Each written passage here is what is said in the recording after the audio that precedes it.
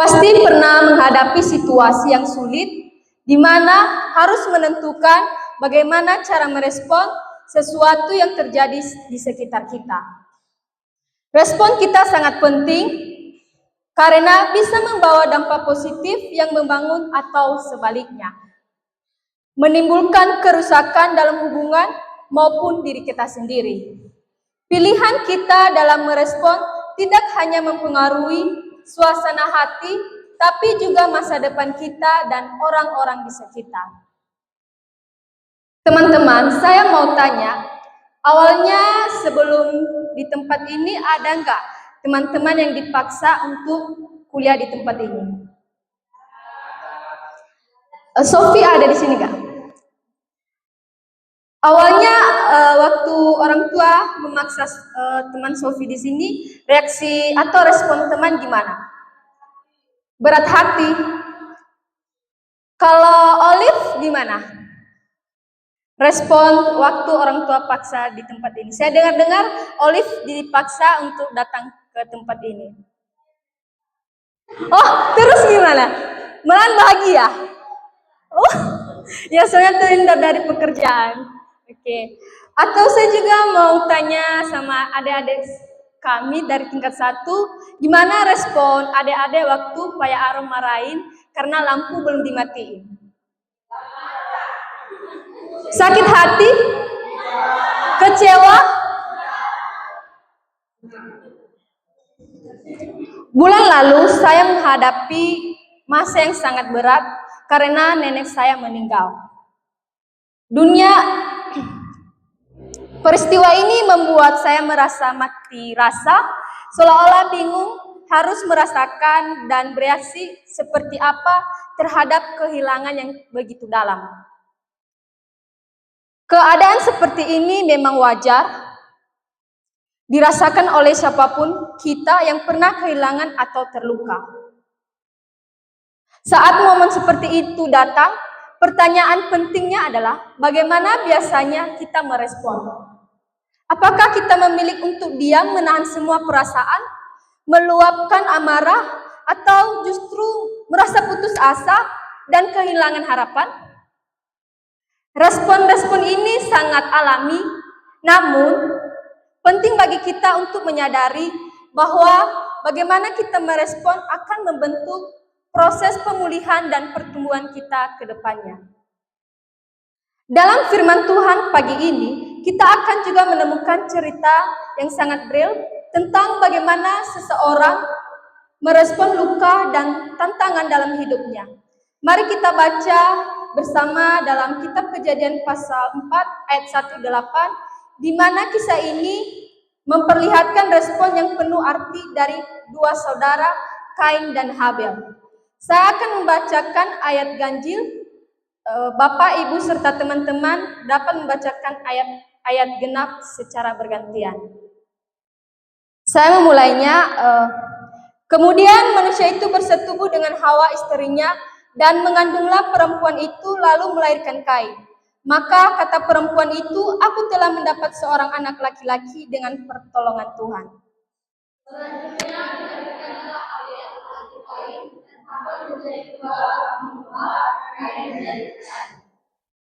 Setelah beberapa waktu lamanya, maka Kain mempersembahkan sebagian dari hasil tanah itu kepada Tuhan sebagai korban persembahan.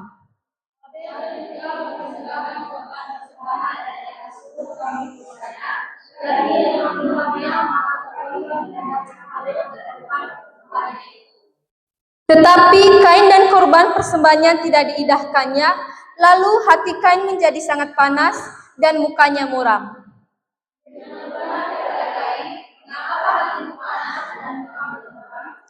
Apakah mukamu tidak akan berseri jika engkau berbuat baik?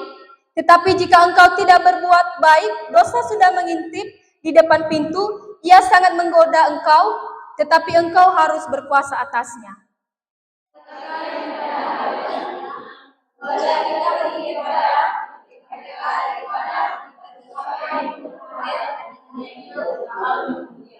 Terima kasih teman-teman.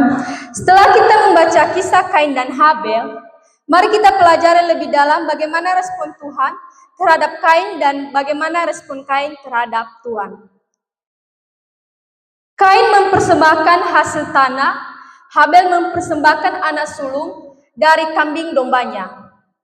Tapi tampaknya ini adalah bagian dari ajaran turun-temurun dari Adam dan Hawa. Nama mereka sendiri Habel artinya napas, sedangkan Kain artinya aku telah mendapat.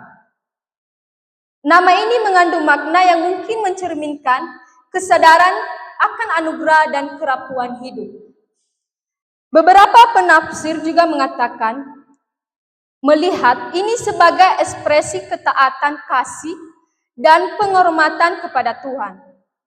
Persembahan Kain dan Habel melambangkan kesadaran manusia tentang kepada siapa hasil hidup ini harus dipersembahkan.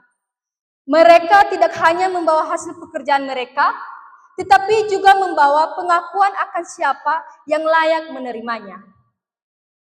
Tuhan menerima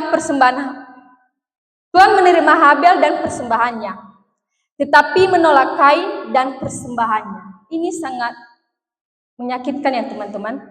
Kain menjadi sangat marah dan mukanya muram. Pertanyaannya, mengapa Tuhan menolak Kain dan persembahannya? Apakah Kain kurang banyak kasih persembahannya?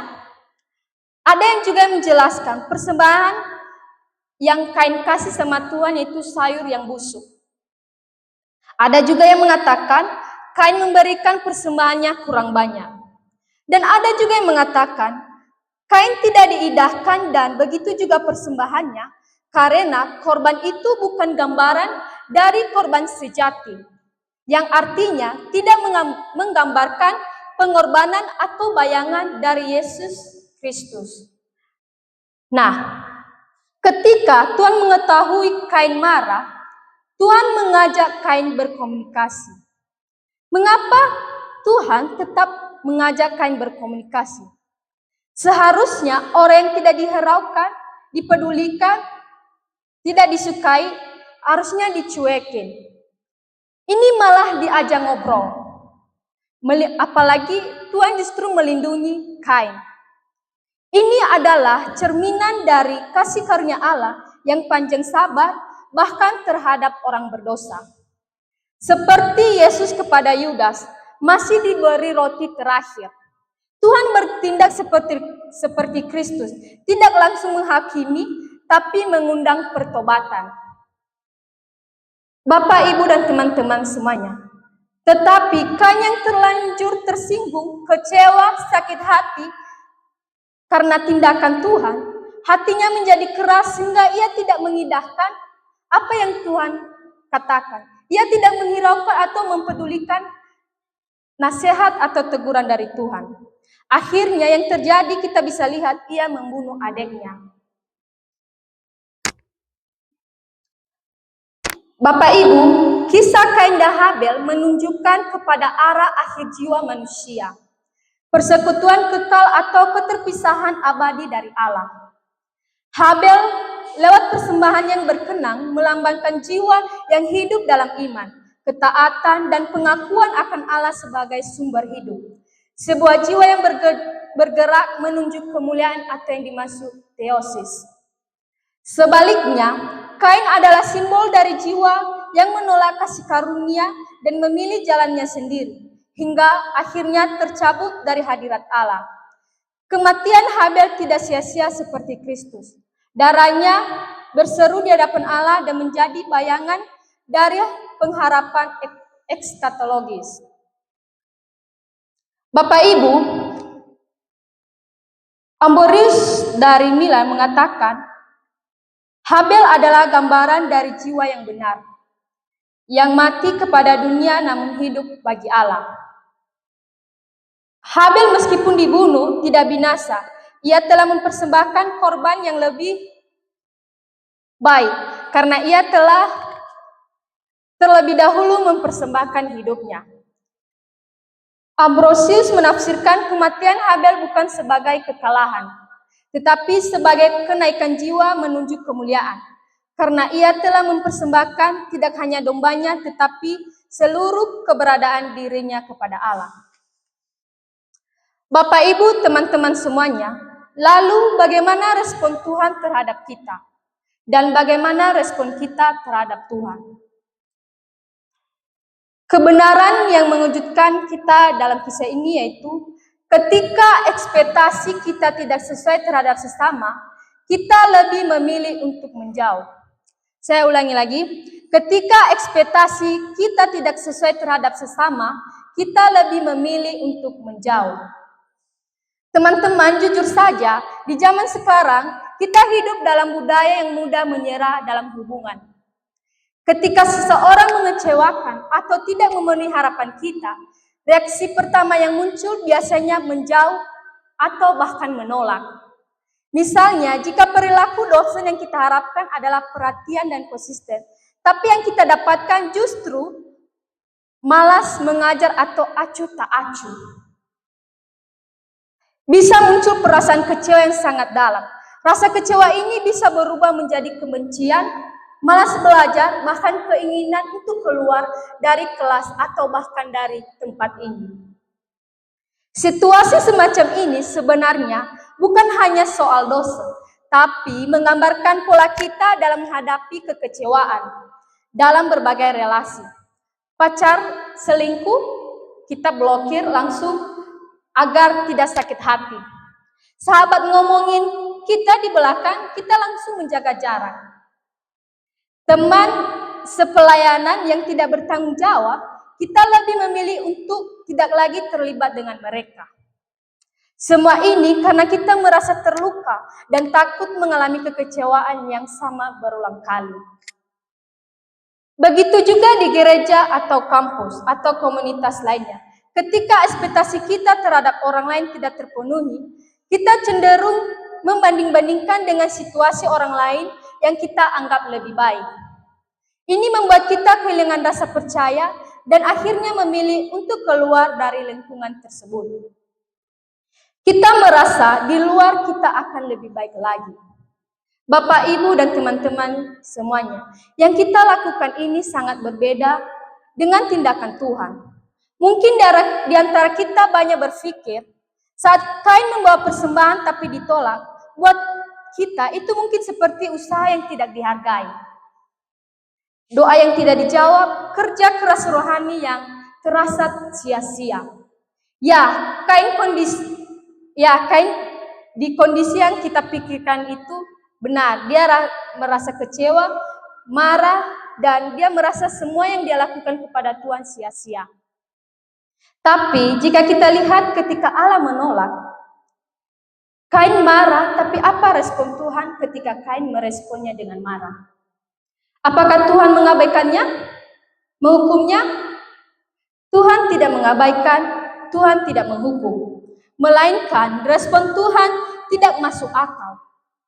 Kenapa saya bilang ini? Karena di mana-mana orang jika sudah dibuat kecewa, jengkel, sakit hati, boro-boro menyapa, lihat saja kita tidak sudi. Tapi Tuhan justru menjadi tempat ternyaman buat Kain. Ia mendekat dan ia bertanya. Katanya, mengapa hatimu panas? Mengapa mukamu muram? Ini adalah kasih karunia. Allah tahu Kain sedang salah, tapi tetap mau bicara. Tuhan tidak menjauh, justru dia mendekat, bukan untuk menghakimi duluan, tapi untuk mencegah kehancuran yang akan menimpa Kain sendiri. Kita bisa lihat, ternyata bukan Tuhan yang pasif, tapi Tuhan yang aktif mengejar Kain sebelum ia jatuh. Bapak, Ibu, dan teman-teman semuanya, begitu juga dengan kita. Ketika hidup kita hancur, gobrok, Tuhan tetap mau ngobrol sama kita, bahkan saat kita kecewa atau marah. Di saat kita merasa orang lain ninggalin kita, Tuhan malah mendekat. Ini adalah anugerah yang luar biasa. Tuhan tidak menunggu kita berubah dulu, baru mendekat. Justru saat hati kita panas, saat kita salah arah, saat kita merasa jauh, Tuhan yang datang lebih dulu. Ia ingin kita kembali, karena relasi dengan kita lebih penting baginya daripada kesempurnaan kita. Kalau kita benar-benar mengerti kasih Tuhan yang seperti ini, kita tidak akan mudah menjauh dari orang lain hanya karena mereka mengecewakan kita. Kita akan belajar mendekat bukan untuk membiarkan kesalahan berlanjutan, tapi untuk menunjukkan kasih yang memberi kesempatan. Jika Tuhan saja mau bicara dan memberikan pengharapan kepada Kain yang sedang berdosa, mengapa kita cepat menyerah terhadap orang lain? Teman-teman, jika kita mengarahkan orang yang bersalah sama kita, kita akan menjadi orang yang berbeda. Dunia kita butuh lebih banyak orang yang tidak gampang cut off orang lain. Dunia kita butuh lebih banyak orang yang berani berkata, "Aku kecewa, tapi aku tidak akan lari. Aku tetap mau mengasihi." Saat kita meneladani Tuhan yang tidak menjauh ketika kecewa, kita menunjukkan kekuatan kasih yang tidak datang dari diri kita sendiri, tapi dari Tuhan yang tinggal dalam kita. Dan itu akan berdampak besar bagi kita, bagi relasi kita, dan bagi orang-orang yang mungkin tidak pernah merasakan kasih seperti itu sebelumnya. Bapak, Ibu, dan teman-teman semuanya, beberapa tahun yang lalu saya teringat sebuah kejadian. Seorang teman perempuan saya sempat bertengkar hebat dengan teman prianya. Dalam kemarahannya, teman pria itu memukul dan mempermalukannya. Yang lebih menyakitkan, ia sama sekali tidak merasa bersalah, bahkan memilih menjauhi teman perempuan itu. Namun yang mengejutkan saya dan teman-teman lainnya, justru si perempuan ini mendekati kembali teman prianya dan berkata, "Apa yang kamu lakukan kemarin memang menyakitkan, tapi itu tidak mengurangi kasih sayangku padamu." Dengan penuh ketulusan, ia menasihati temannya bahwa tindakannya itu tidak benar dan tidak boleh diulang. Sikap penuh kasih dan kedewasaan itu membuat teman prianya sadar, dan sejak saat itu ia mulai berubah, belajar menghargai dan memperlakukan teman perempuannya dengan baik. Kebenaran keduanya itu, hati yang terluka membuat kita menolak anugerah yang seharusnya memulihkan. Saya ulang lagi, hati yang terluka membuat kita menolak anugerah yang seharusnya memulihkan. Bapak, Ibu, bulan yang lalu saya melihat seseorang menghadapi tekanan besar. Utang semakin banyak, kasih sayang keluarga mulai berkurang, dan orang-orang sekitarnya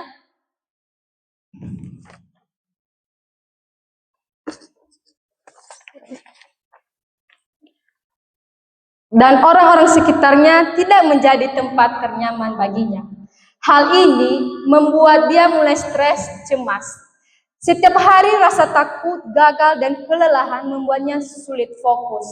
Suatu hari orang tuanya menegurnya, katanya, "Kamu harus semangat kerja, cari kerja yang menghasilkan gaji besar. Kamu harus hemat-hemat." Mendengar itu, bukannya merasa terbantu, melainkan orang tersebut justru merasa tertekan dan terluka. Di hatinya muncul pikiran, kenapa orang tua saya selalu menganggap aku malas? Padahal aku sudah berusaha bekerja keras. Karena perasaan kecewa dan takut gagal, orang ini menutup diri dan tidak mau mendengarkan nasihat itu lebih jauh. Ia merasa sendiri dan makin terpuruk. Bapak, Ibu, siapa di antara kita yang ketika sedang kecewa, terluka, atau sedang sibuk dengan masalah hidup, bisa dengan mudah menerima nasihat atau teguran? Pasti tentu tidak ada. Justru kalau kita sedang marah, kita dinasihati, kita justru bilang semuanya, "Kok urusin hidupku? Kamu nggak tahu gimana apa yang aku rasakan." Jadi kita kayak marah balik dengan orang yang justru membantu kita. Seringkali saat hati kita sedang penuh dengan beban, entah itu rasa sakit karena kecewa, tekanan dari aktivitas yang melelahkan, atau ketakutan dan kekhawatiran yang menghantui pikiran, kita menjadi sulit terbuka untuk mendengarkan orang lain. Hal ini juga dialami Kain saat merespon Tuhan. Saat Tuhan menjadi tempat ternyaman buat dia, Kain bukannya membuka hati untuk berubah, malah membiarkan amarah dan kekecewaan menguasai dirinya. Bukannya menerima anugerah pemulihan dari Tuhan, ia malah menyiapkan luka itu dan bertindak destruktif kepada saudaranya Habel. Ternyata kita pun sering mengalami hal yang sama. Ketika kita terluka oleh orang lain, kecewa dalam hidup, atau diliputi takut dan cemas, kita sering menolak anugerah Tuhan yang datang melalui orang-orang sekitar kita. Nasihat, teguran, atau bantuan yang dimaksudkan untuk membangun dan memulihkan kita. Kita mudah tersinggung dan memilih menjauh, menutup diri, bahkan menolak kasih yang diberikan kepada kita. Luka hati yang tidak dikelola dengan baik membuat kita kehilangan kesempatan berharga untuk pulih dan berkembang. Bapak, Ibu, dan teman-teman semuanya, kabar baik pada pagi hari ini yaitu Tuhan tidak menjauh dari manusia yang gagal, kecewa, bahkan menolak Dia. Meskipun kita marah dan menolak teguran Tuhan, Allah tetap datang dan berbicara kepada kita, dan ini Ia menunjukkan bahwa kasih Tuhan lebih besar daripada penolakan manusia. Tuhan tidak menolak orang yang sedang marah, kecewa, atau merasa gagal. Ia justru mendekat untuk memulihkan. Bapak, Ibu, dan teman-teman semuanya, untuk itu saya ajak Bapak, Ibu, dan teman, ketika kita sulit menerima orang yang pernah menyakiti hati kita, membuat kita marah, membuat kita kecewa atau trauma, cobalah melihat mereka sebagai cerminan dari diri kita yang mungkin juga pernah melakukan hal serupa. Karena menyadari kesamaan ini membuat kita menerima kekurangan orang lain dan mendorong pertumbuhan pribadi. Yang kedua, untuk kita yang sulit juga menerima teguran, peringatan karena kita sedang dalam kondisi kecewa, marah, sedih, takut, khawatir, jangan terlebih dulu mengambil tindakan atau merespon dengan mengabaikan atau tidak memperdulikan teguran dan peringatan tersebut. Kita punya moto di STT ini, yaitu help yang penuh anugerah. Daripada kita merespon dengan cara yang tidak baik, mending kita memberi ruang untuk hati kita menanyakan apa yang sedang lari, apakah saya sedang lari dari sesuatu yang bisa menolong saya bertumbuh? Teman-teman bisa juga terbuka sama orang lain dan Tuhan untuk ceritakan masalah apa yang Bapak, Ibu, dan teman-teman rasakan. Dengan cara ini kita dapat merespon nasihat orang lain untuk memulihkan diri kita sendiri. Baik, terima kasih atas teman-teman sudah mendengarkan khotbah kita pagi ini. Untuk itu saya undang Bapak, Ibu, dan teman-teman bangkit berdiri, mari kita berdoa.